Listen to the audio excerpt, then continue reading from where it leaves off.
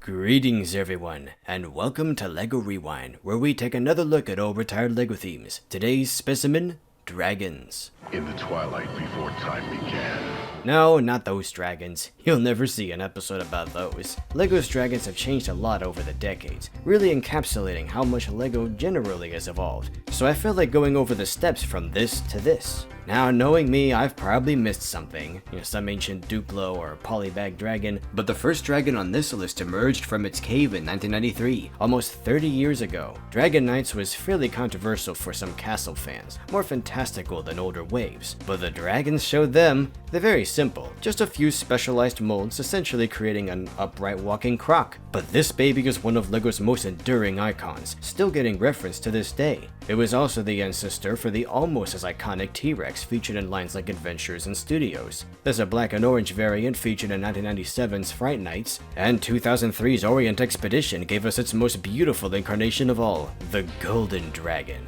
Now there's a treasure, with a longer tail, a new head, and ruby eyes.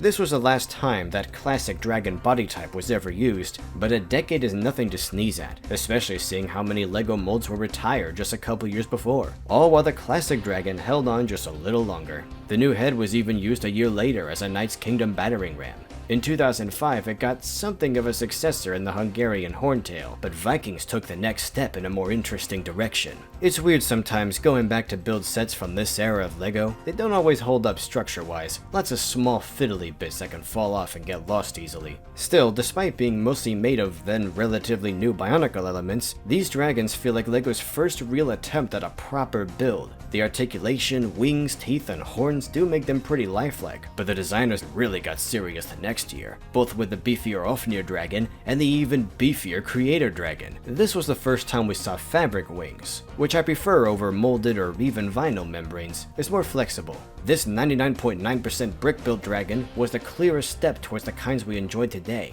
but we'd still see some weirdness getting there. This Neo Castle Dragon reigned from 2007 to 2013. Heck, the first and last ones are nearly identical. Now you could say this is a step back, just an oversized version of the classic dragon with similar limitations, but it's still an evolution in some areas. It poses better, and it isn't just a little bigger, it's kinda huge. Here's a more recent $50 dragon, or wyvern, with roughly the same dimensions, though much heavier. This dragon is like the dinosaurs LEGO's been releasing for a decade. Not really my thing, but I don't dislike it. It's a decent modernization of the concept.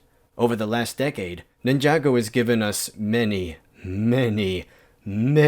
dragons. But going back to 2011, this is something else. Didn't exactly set any trends, but once again we have a slightly more Bionicle-y vibe, with Paraka feet, huge rubbery faces, squeezable launchers, and feathered wings made of helicopter blades. Okay. It's extremely stylized and angular, looks right out of a cartoon. Two of its brothers are kinda the same, but there's also a wingless ground dragon with frills. That's unique. This style of dragon quickly died out, as post-rebooted dragons dumped the molded heads and brick-built ones became the norm. They didn't all look great, but there was plenty of interesting shaping. On the flip side, we also saw Smog in a 2014 wave of The Hobbit. This feels like the final attempt to recreate something akin to the classic dragon, bigger than ever with folding rubbery wings. I don't have the dragon, but I do have the wings somewhere. I can't be the only one who's tried to make a Makuta Icarax mod with those.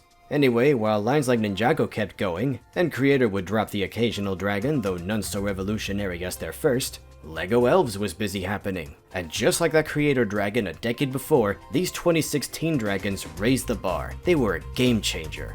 Okay, we're back to molded heads and wings, but I admire how fleshed out they are. No two dragons are alike. The Earth and Water dragons may look the same at a glance, but the Earth Dragon has a bulkier body, with strong shoulders, a shorter neck, and an ankylosaur-like tail club, though it also has longer legs than the rather dainty Water Dragon. There are lots of subtle differences like these. It's the beauty of brick-built animals. And common traits like the paw pads and gentle overbites make them feel like a mixture of dogs and big cats. They look more like real animals than most other dragons at the time could even attempt to, and I can see their influence in today's larger dragons, even in lines like Ninjago that, back then, still felt more robotic and, well, toy-like.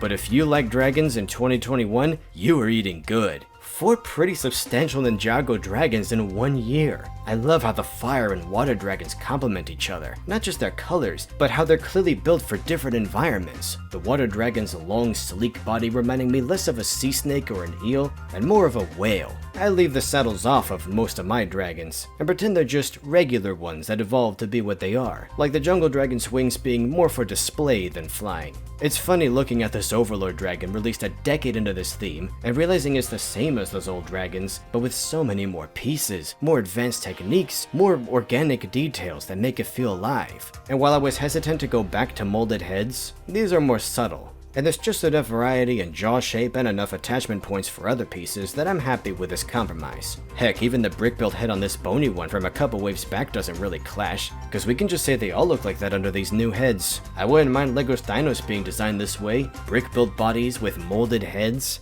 That's what they're doing with Avatar. And well, that brings us to today, with dragons like these. They've been polarizing, like every other type of dragon we looked at today, but I appreciate them. Standard builds like these are much more complex than they used to be, enough to overwhelm some kids, and this alternative returns us to a level of complexity more typical of the 90s and early 2000s. I also like them aesthetically, this low poly look feeling straight out of Panzer Dragoon and other old, kinda janky 3D video games, and this Life on Mars-esque Evo system completes the effect, like some video game power-up. I know some people think these are terrible, but I just don't see it. So many kids feel bad when they build a Lego set the wrong way, when they deviate from instructions. So it's more important than ever that even within the pages of the instructions, Lego encourages kids to try different things. I'm glad to see some form of all builds on the back of the box again. With that, here's the last dragon I'm going to look at today. Jumping from 1993 to 2022 is crazy what can be accomplished with a green dragon these days. So many new pieces, small ones for every occasion. Sharp wedges, round tiles, accents, gap fillers, and the best combination of normal bricks and molded jaws that I've seen in a dragon head to date. That's what I'm talking about. This king has a lot in common with the elf's queen dragon, but it's built very differently. These dragons are evolving so fast now, I can't imagine what a green Lego dragon will look like in another 25 to 30 years, but I'm excited to see. That's how we do it on Lego Rewind. Well, that was fun. At least I hope so. I tried to acquire a decent sample size for this video, a little of every decade that Lego dragons have existed in. But that's it for today. To support my work, check out my books on Amazon and itch.io, and my Patreon page where you'll see these videos a week early, your name in the credits, patron-exclusive content, and a patron-exclusive Discord server. You can even buy a Lego Rewind episode covering a theme of your choice. See you next time. Toodles!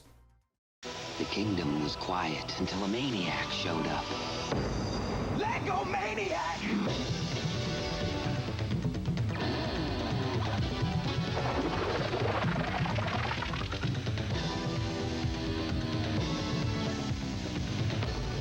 Now you might call this castle crazy, but to a Lego Maniac, it's home. The Lego System Dragon Masters collection, each set sold separately, Maniac not included.